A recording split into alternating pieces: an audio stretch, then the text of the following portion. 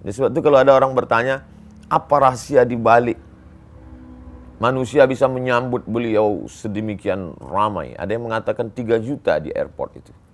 Apa di balik itu semua? Kalau bagi saya simpel saja. Orang sedang mencari sosok. Kemana dia menggantung harapan? Ketika dia lihat sosok itu, hatinya sudah terpaut. Kalau sudah cinta, apapun dia lakukan. Dengan mata saya, kepala saya sendiri, Pak Karni, saya melihat ibu-ibu.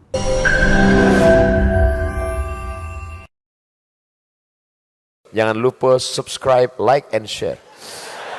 Yaitu Ustadz yang paling terkenal di Republik ini. Ustadz siapa lagi kalau bukan Ustadz Abdul Somad. Assalamualaikum Ustadz. Waalaikumsalam warahmatullahi wabarakatuh. Ustadz, saya dengar tadi datang dari Palembang. Ya. Dan siang tadi udah ketemu dengan ARS. Habib Rizik Syihab. Alhamdulillah Pak Karni. Di Megamendung. Jadi sepertinya Ustadz ke Jakarta kali ini memang karena ARS datang ke Jakarta atau pulang kampung. Sisi memang kebahagiaan saya, karena selama ini setiap saya ceramah kemana-mana, jamaah bertanya kapan Habib Rizik pulang. Oh, gitu. Mereka menganggap seolah-olah saya tahu semua yang terjadi dengan Habib Rizik. Dan kebetulan memang ada jadwal beberapa hari ini, jadi bersanding dengan itu kebetulan dan saya datang ke Megamendung. Sejauh mana hubungan Ustadz sebenarnya dengan Habib Rizik Syihab? Kalau dilihat dari segala aspek justru lebih banyak perbedaan Pak Karni. Usia misalnya saya 77, beliau 65. Ya, saya lahir 77, beliau 65, lebih kurang 12 tahun perbedaan panjang.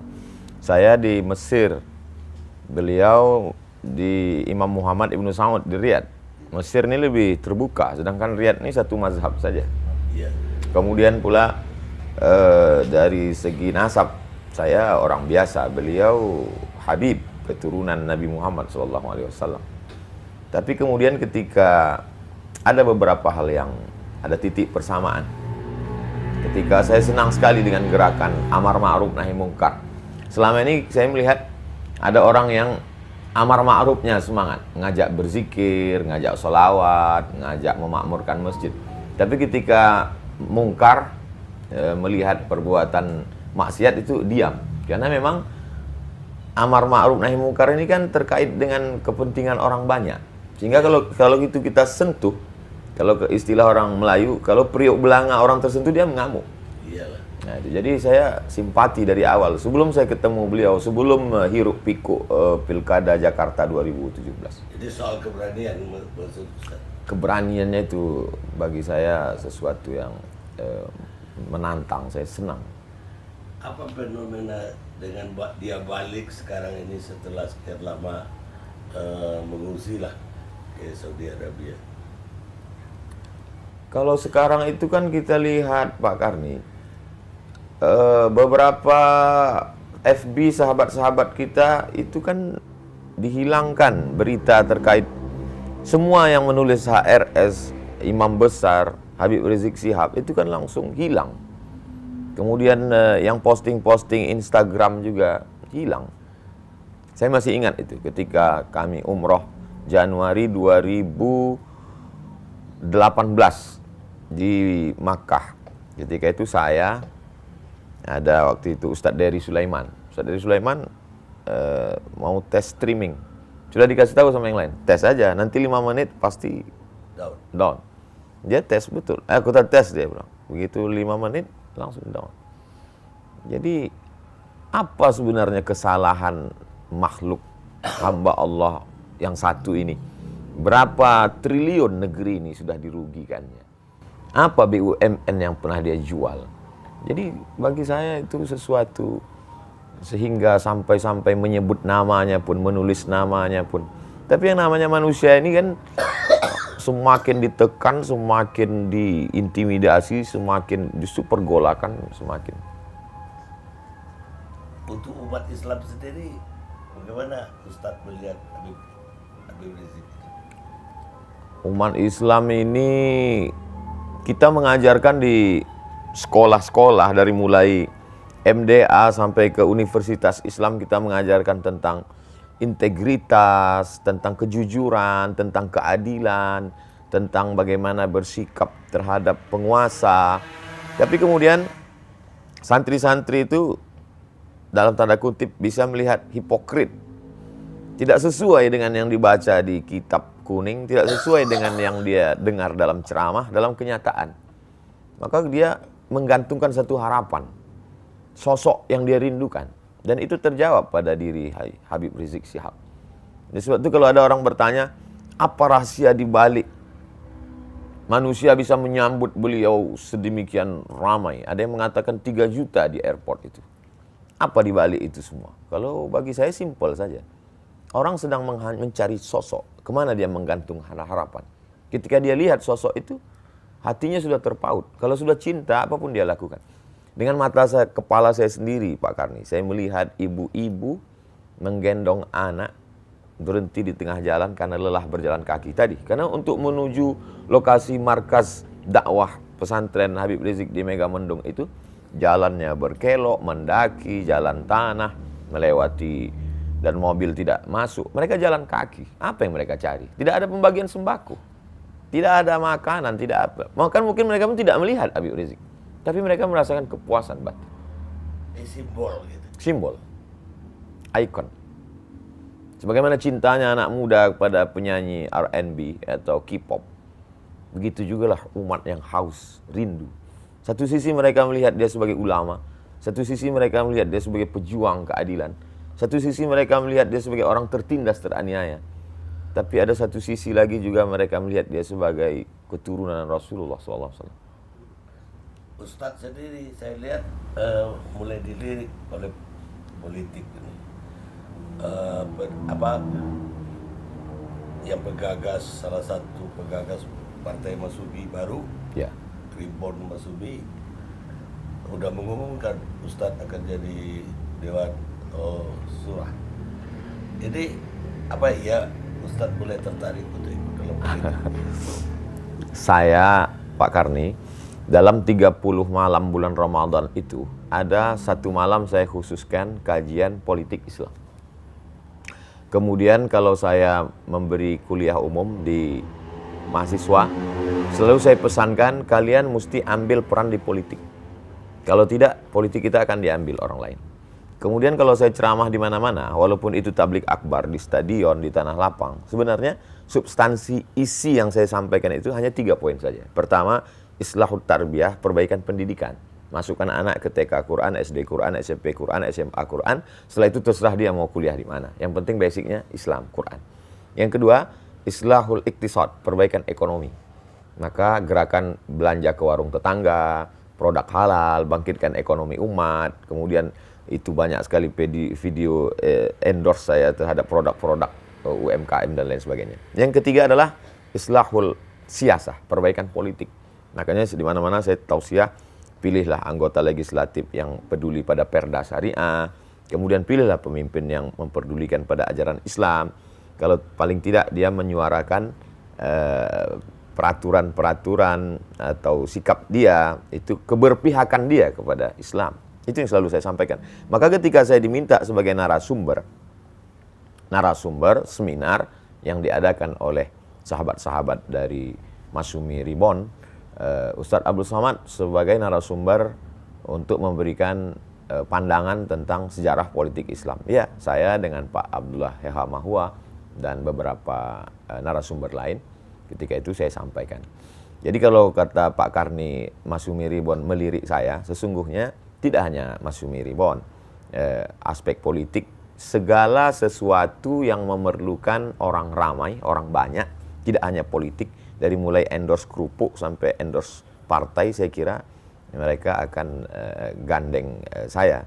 Bukan berarti ungkapan saya ini pede sekali, tidak. Tapi memang itu kenyataan yang saya terima hari ini. Apa mungkin setelah ini kita akan melihat Ustadz itu justru bukan lagi, tidak hanya di mimbar masjid, tapi di panggung politik juga. Sesungguhnya Pak Karni, ketika kita menjadi ustadz, kita sedang menempatkan diri sebagai juru kampanye dalam tanda kutip. Karena ketika kita berislam, itu Islam mencakup segala aspek. Ada aspek ibadahnya, artinya ketika saya tampil di mimbar, saya sedang mengatakan, marilah kita sholat, marilah kita puasa, marilah kita berzakat. Berarti saya juru kampanye ibadah. Kemudian di dalam Islam itu ada namanya fikih muamalah ekonomi. Maka ketika saya tampil sebagai ustadz, sesungguhnya saya juga sebagai jurkam ekonomi Islam. Karena waktu itu saya mengatakan riba itu haram, marilah kita bermuamalah secara islami, marilah kita pinjam meminjam dengan cara Islam. Dan ada satu lagi yang dilupakan orang, bahwa dalam fikih itu ada namanya fikih siasah. Siasat kata orang kita. Atau disebut juga dengan as-siyasah asy-syar'iyyah, atau disebut juga dengan istilah al-khilafah, atau disebut juga dengan istilah min fiqhid daulah. Terserah mau pakai istilah manapun, tapi sebenarnya Islam mengatur aspek politik. Seorang ulama besar dari kalangan mazhab Syafi'i bernama Imam Al-Mawardi, meninggal tahun 450 Hijrah, menulis suatu kitab khusus berjudul Al-Ahkam As-Sultaniyah, hukum hakam kesultanan, politik Islam. Jadi ketika saya sebagai seorang ustadz, saat itu sebenarnya secara tersirat saya sedang mengatakan, hai umat, marilah menuju politik Islam. Karena Islam itu kafah secara aspek, dari mulai ibadahnya, muamalah ekonominya, sampai kepada politiknya. Hanya saja ada sahabat-sahabat saya yang sesama LC, sesama ustadz yang langsung cenderung langsung masuk ke dalam partai, menjadi anggota legislatif, ada di DPD, ada di anggota Dewan Kabupaten, Kota, Provinsi, DPR RI, ada bahkan yang langsung jadi kepala daerah. Tapi saya tidak. Saya hanya menjelaskan kepada umat, ini loh politik Islam. Tapi sebagai pelaku politik praktis langsung, saya kira tidak. Karena saya memang secara historis, sejarah pribadi saya, kakek dulu mengatakan cucuku yang ini sekolah agama. Jadi saya memang sudah disetting dari awal belajar agama. Maka saya tidak SD, saya madrasah ibtidaiyah, sanawiyah, aliyah, kuliah di Al-Azhar, S2 hadis di Maroko, S3 juga hadis. Lalu kemudian saya menjelaskan ajaran Islam. Jadi insya Allah saya tetap pada pendidikan dan dakwah, Pak Kami. Kalau ya seperti waktu ditawarin jadi wakil presiden pemilu yang lalu, Ya. kan Ustadz mengatakan Ustadz mau jadi berdakwah aja, Dakwah. mau jadi Ustadz aja, tidak mau jadi wakil presiden atau orang praktisi politik lah. Politik. Apa itu tetap? Insya Allah Pak Kami. Jadi saya mensupport kawan-kawan, sahabat-sahabat saya, bagi-bagi tugas. Ada yang jadi penjaga gawang, yang mengajarkan kitab kuning di pondok-pondok itu mereka tidak pernah tampil ke depan. Menurut saya ini adalah penjaga gawang. Lalu kemudian ada yang menjadi back, ini yang menjadi anggota legislatif, ini mereka adalah backnya. Mereka membackup ini ajaran Islam di parlemen. Lalu kemudian ada yang menjadi striker, penyerang di depan, yang langsung tampil di depan mempengaruhi umat. Jadi saya tidak ingin kita saling salah menyalahkan. Saya tidak mengatakan, Pak Kiai, Tuan Guru, Ustadz, kalian kok cuman di tiang gawang aja, maju ke depan. Dan mereka juga tidak menyalahkan saya. Ya Abdul Somad, kenapa kamu terbang ke sana kemari, jaga ini tiang gawang? Enggak, kita bagi-bagi tugas insyaallah. Jadi nggak akan duduk di partai Basubi itu kesimpulannya? Saya akan mensupport sahabat-sahabat. Dari atas, dari bawah. Dari bawah saya akan menyadarkan umat tentang pentingnya politik Islam. Karena sekarang banyak umat ini sudah putus asa dia dengan politik Islam ini, Pak Kani. Saking banyaknya politik Islam ditambah lagi dengan pelaku-pelaku politik Islam itu sendiri. Lalu kemudian al-Islam mahjubun bil muslimin. Ajaran Islam itu terhijab, terdinding, tertutup oleh perilaku umat itu sendiri. Saya ingin menjelaskan, ini loh Islam, ini perbuatan umat Islam. Jangan karena kamu sholat di masjid sendalmu hilang lalu kau salahkan satu masjid. Bedakan perilaku umat Islam dengan politik Islam. Politik Islam itu bersih. Karena kalau politik ini kita tinggalkan, maka habislah suara kita. Kita akan menjadi mayoritas, tapi dalam perundang-undangan kita akan menjadi minoritas. Karena keputusan kita diambil oleh orang lain. Akan diambil oleh komunis, akan diambil oleh sekuler, akan diambil oleh liberal. Maka umat Islam mesti berperan di sana.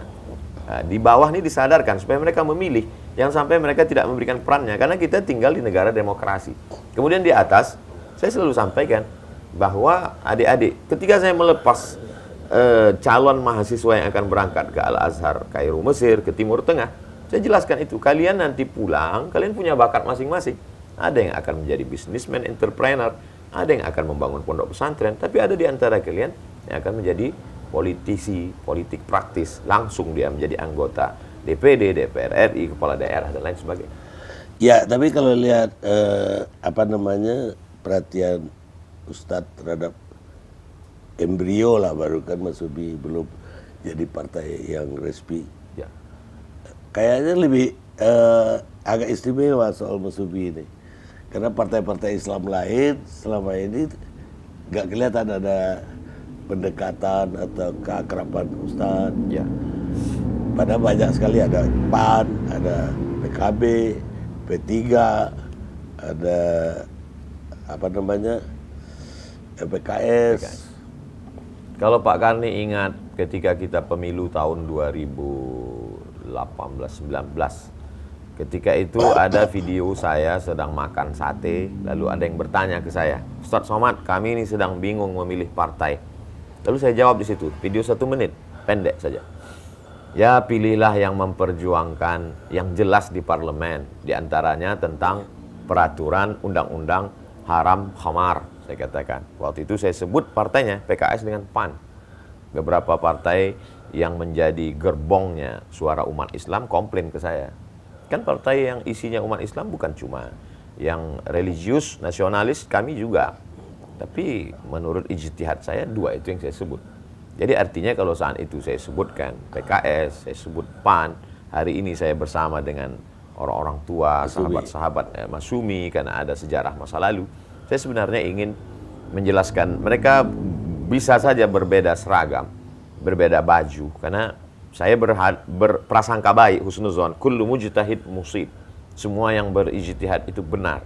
Dia dapat 2 pahala. Satu sisi dia sudah berijtihad, ijtihad politik. Satu sisi dia dapat pahala karena ijtihadnya. Kalau dia benar, maka dia dapat 2.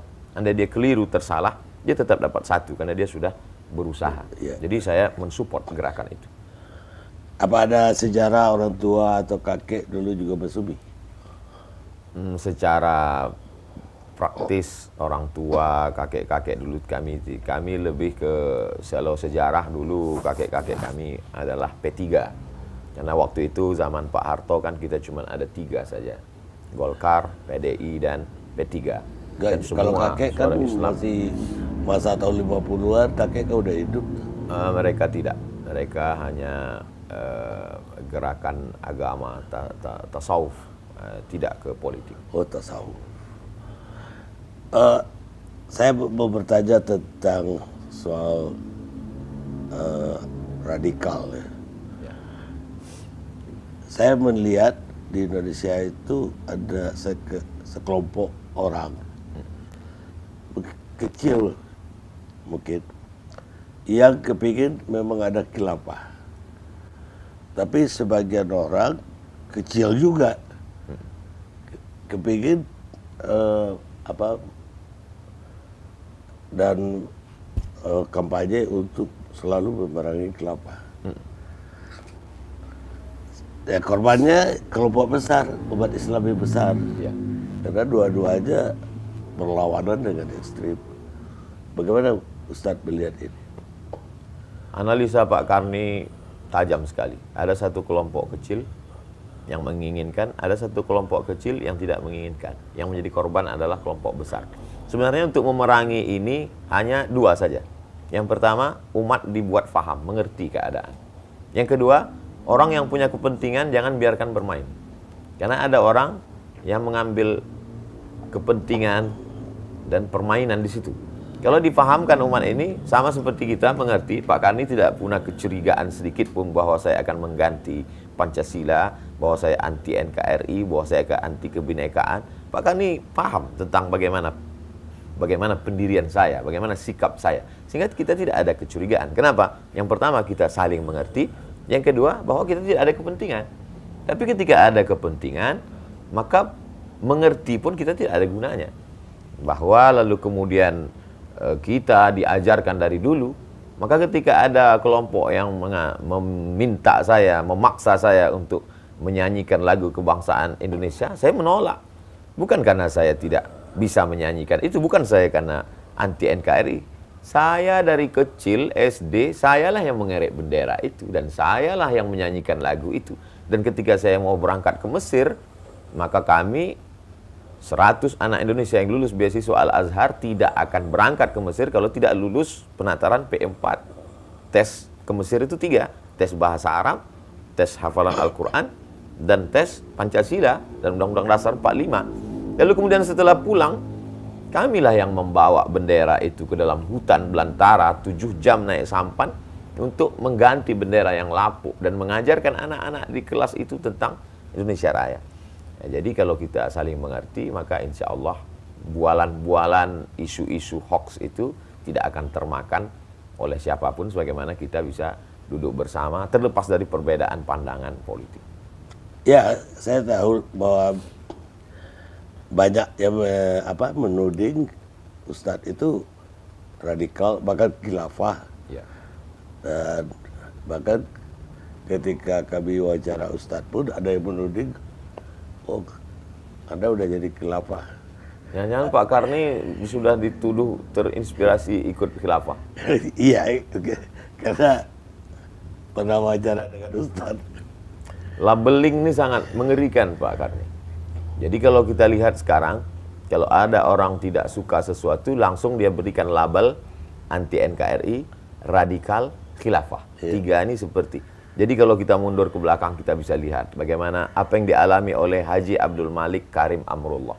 Ketika pada rezim Orde Lama, zaman itu label yang paling sangat manis untuk menjatuhkan orang adalah dengan mengatakan dia akan menggulingkan kekuasaan, menjual negara Republik Indonesia ke Malaysia, lalu kemudian akan membunuh presiden dan lain sebagainya. Itu pernah dialami Buya Hamka. Lalu kemudian hari berganti, musim berubah, masuk Orde Baru, dan ketika itu muncul label baru yang disebut dengan Komando Jihad. Siapa saja, bahkan Buya Hamka kena label itu. Sampai Buya Hamka akhirnya melepas pecinya, dia bantingkan. Kalau ada Komando Jihad itu, maka akulah Komando Jihad itu, kata Buya Hamka. Jadi sejarah label ini saya kira perlu dituliskan dalam tulisan yang menarik atau buku sekalian, tentang bagaimana label-label ini untuk menjatuhkan orang lain. Seperti perbuatan anak kecil dulu, kita waktu masih SD, kita tulis kertas, kita tempelkan di belakang orang. Kita sedang label. Itulah yang terjadi pada saya dan pada saudara-saudara saya dan sahabat saya. Kami amat sangat cinta pada negara kesatuan Republik Indonesia. Ya, karena itu saya ingin bertanya bagaimana tanggapan Ustadz ketika Ustadz itu mengalami banyak sekali, ada persekusi, Ya. ada ya kayak tadi dihadang, bahkan ada khotbahnya jadi dibatalkan, Ya. segala macam lah, bahkan tidak diterima di satu daerah. Ini apa tanggapan Ustadz terhadap ini semua? Saya mengalami sendiri Pak Karni, beberapa tempat itu bahwa ada sekelompok anak muda, tapi kemudian itu sebenarnya bukan suara masyarakat. Ambil contoh kasus Bali, itu bukan suara masyarakat Bali. Buktinya tablik akbar itu terjadi, terwujud, dan saya ceramah di dalam masjid, dan di situ ada Raja Bali hadir waktu itu. Sekarang kalau masih mau dicari di Google bisa, Abdul Somad Raja Bali, enter. Beliau duduk minum kopi bersama dengan saya, dan beliau yang duduk di situ. Padahal beliau Hindu. Beliau menjamin selama saya ada di sini, Ustaz Abdul Somad aman ceramah. Artinya dua tadi, pemahaman yang mesti dibenarkan, yang kedua mesti diluruskan, dibetulkan, yang kedua jangan ada kepentingan. Karena sekelompok orang ini bermain di bawah atas nama kepentingan. Kalau kita lepas dari ini, maka fitnah-fitnah ini akan hilang dan kita bisa jaga keberaneka-ragaman kebangsaan kita ke depan. Kita mesti bangun bangsa ini karena kita begitu amat sangat banyak suku, multi etnis, multi bahasa, multi agama. Kalau ini dipelihara konflik ini, kita na'udzubillah, ini fitnah besar. Jangan sampai ini terjadi pada umat dan bangsa ini. Iya, tapi sebaliknya juga dari kelompok Islam juga ada kecurigaan terhadap bangkitnya kembali komunis misalnya. Ya. Ustadz bagaimana melihat, memang ada gejala apa komunis ini akan bangkit? Saya kira mesti ada kejujuran, Pak Karni.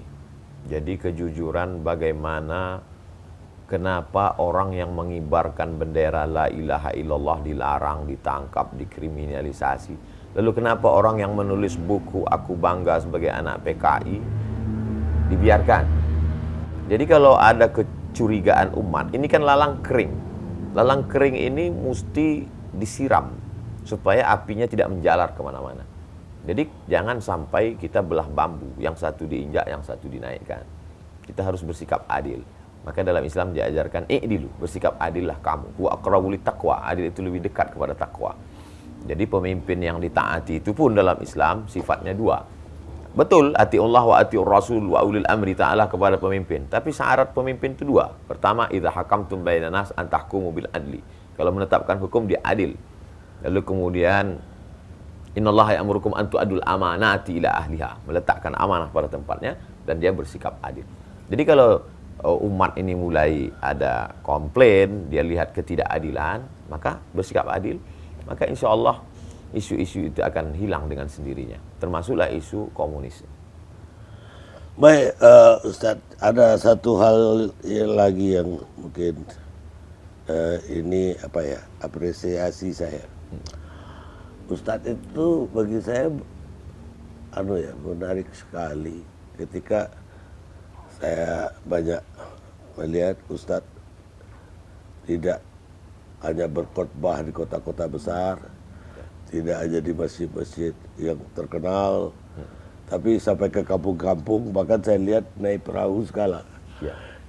ke suku-suku terasing, ke dusun-dusun Ya. di berbagai penjuru. Nah, kemudian juga di TV, Ustadz betul-betul selektif sekali untuk tausiah di TV. Dan saya terima kasih sekali Ustadz, satu-satunya pilihan Ustadz Raja TV One. Ini tujuan Ustadz bagaimana ini? Apa yang mendorong Ustadz begitu? Saya dulu cita-cita saya simpel saja Pak Karni. Saya pulang, saya ingin beli tanah yang di kampung itu tidak ada ustadznya. Lalu kemudian saya akan buat kolam ikan, tanam cabai, tanam bawang, tanam kangkung. Saya menjadi guru mengaji. Syukur-syukur rezeki berlebih, saya bisa buka pondok pesantren. Simpel saja dulu. Tapi kemudian almarhumah ibu saya mengatakan, kau kan S2, baguslah kau tinggal di ibu kota provinsi. Saya bilang kita tak punya channel, kita tak punya kenalan. Gimana mau mengajar di kampus? Allah kasih jalan, kata dia. Jadi ketika saya pulang, kebetulan di bulan itu buka tes PNS. Lalu saya lulus. Saya kemudian memberikan tausiah, ceramah dari masjid-masjid ke surau. Lalu kemudian ditakdirkan Allah viral. Tapi saya tetap pada cita-cita pertama. Maka ada salah seorang sekda, sekretaris daerah yang seminar di Jepang. Sampai di Jepang dia ketemu dengan rektor Universitas Hasanuddin. Lalu Bapak Rektor ini bertanya kepada Pak Sekda salah satu kabupaten. Dia tanya, kenal Ustadz Abdul Somad dari Riau? Saya selalu tonton dia di YouTube. Rupanya Pak Sekda kabupaten tadi tidak kenal dengan saya. Tapi mau bilang tidak kenal malu, karena masa orang Makassar bisa kenal, dia yang sekampung tidak kenal. Akhirnya saya diminta datang. Saya pun datang. Ustadz ceramah di ibu kota kabupaten ini. Saya katakan, saya sudah ceramah 5 tahun bolak-balik sini. Bapak aja yang tak pernah datang. Tapi kalau Bapak mau suruh saya ceramah, kasih saya jadwal menelusuri sungai ini sampai ke suku Akit yang belum beragama. Saya akan isi 6 pengajian. Kajian subuh, kajian duha, kajian zuhur, kajian asar, kajian maghrib, kajian isya. Kasih saya seminggu. 6 hari, 6 kali 6, 36 titik. Mereka susun 36. Kepuasan saya ada berada di situ. Maka ketika ada mahasiswa mengajak saya masuk ke suku Talang Mama, saya masuk. Dari Pekanbaru 5 jam, masuk ke dalam 7 jam. Sampai hari ini, dalam setahun itu saya khususkan ada 2 bulan, Saya masuk ke pulau-pulau. Sahabat-sahabat mengajak saya dari Dompet Duafa, dari Dewan Dakwah, dan lain sebagainya. Dewan Dakwah salah satu yang konsep. Ada kepuasan batin saya di sana.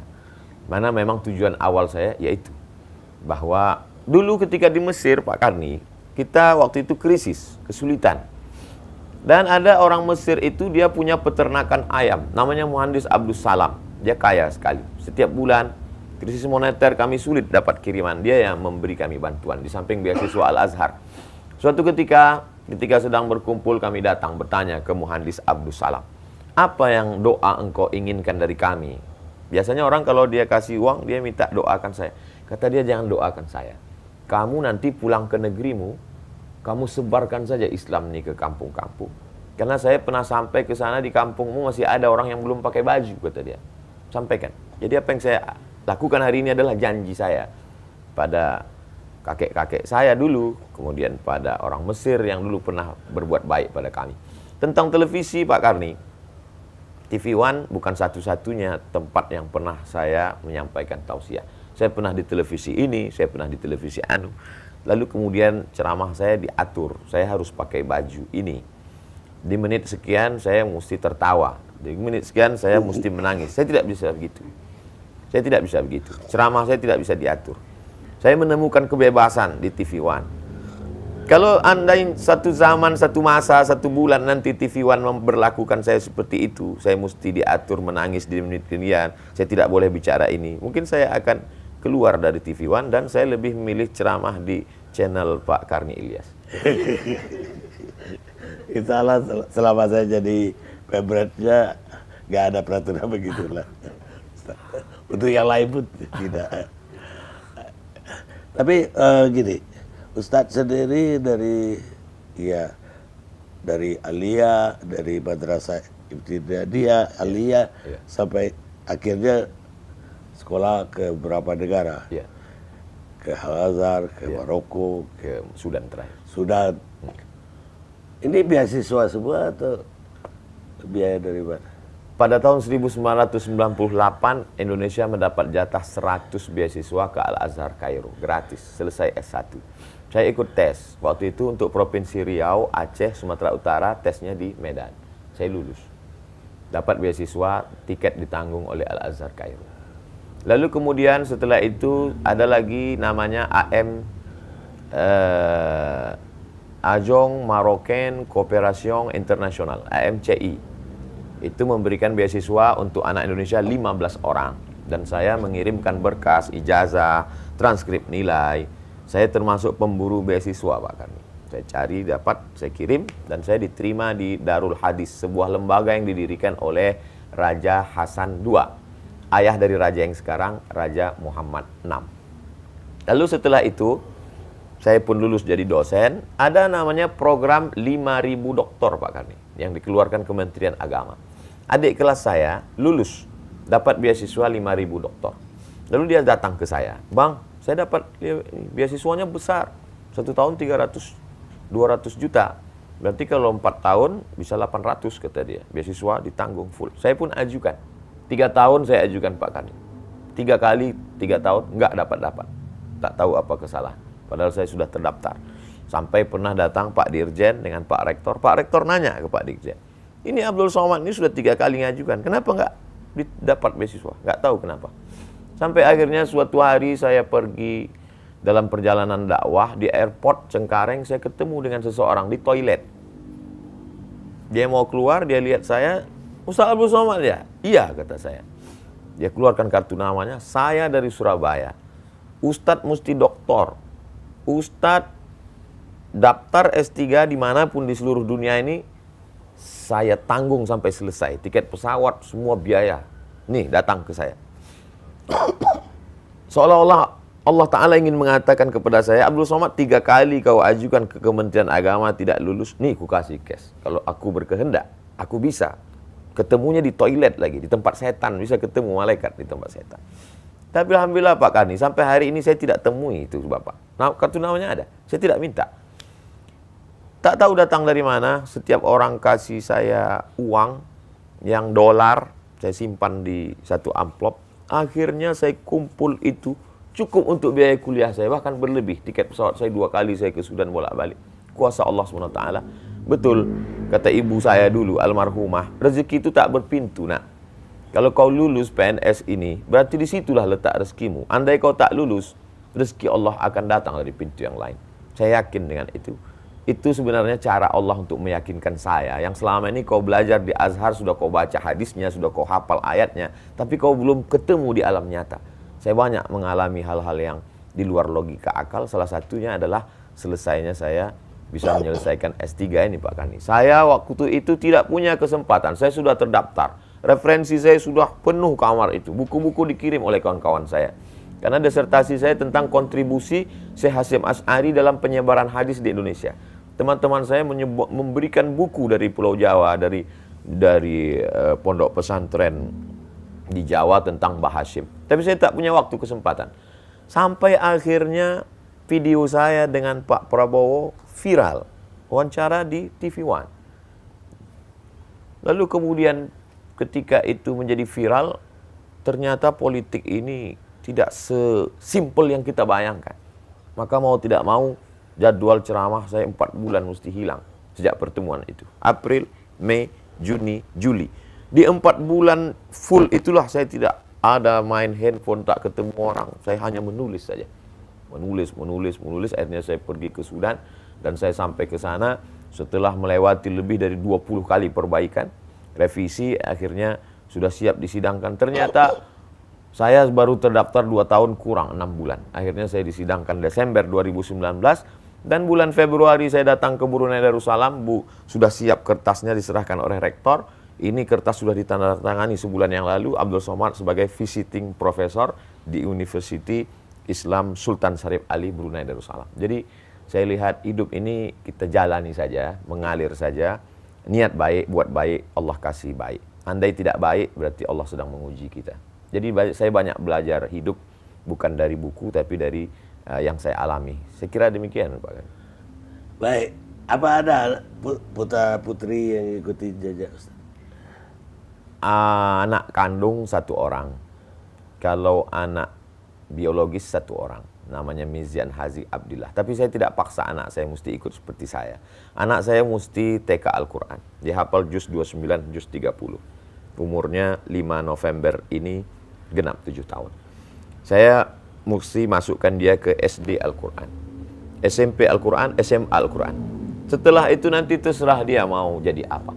Kalau dia mau ikut jejak saya ke Mesir, saya akan kirim dia ke Al-Azhar Kairo. Kalau dia tidak mau ke Kairo, terserah dia. Saya lihat sekarang dia banyak main kereta api. Mungkin dia mau jadi masinis, terserah. Yang penting dia jadi apapun, dia bisa menolong agama Allah. Berapa orang putra? Anak saya 1 orang. Oh, 1. Dan Ustadz sebetulnya kalau lihat dari CV-nya kan lahir di Asahan ya. Asahan, Sumatera Utara. Tapi besarnya di Pekanbaru. Saya Riau. sampai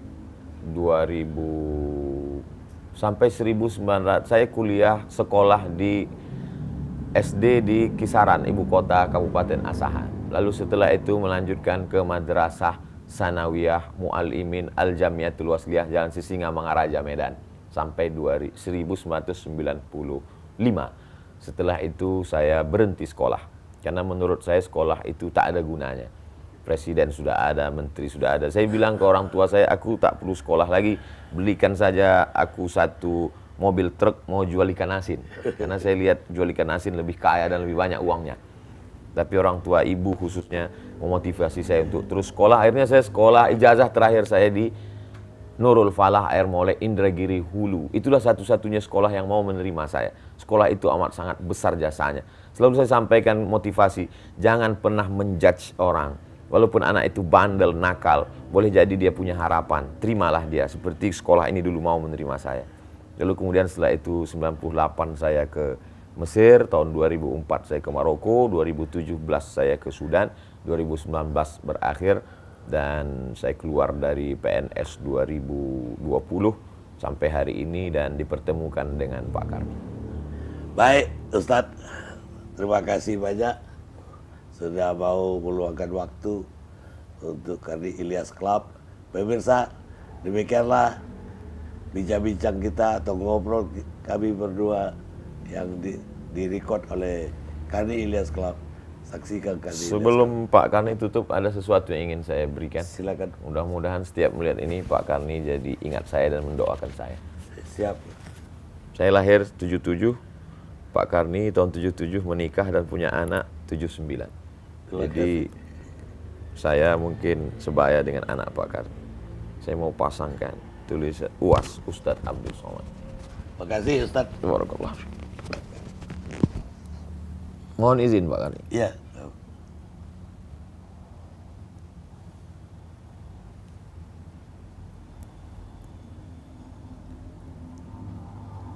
Barakallah.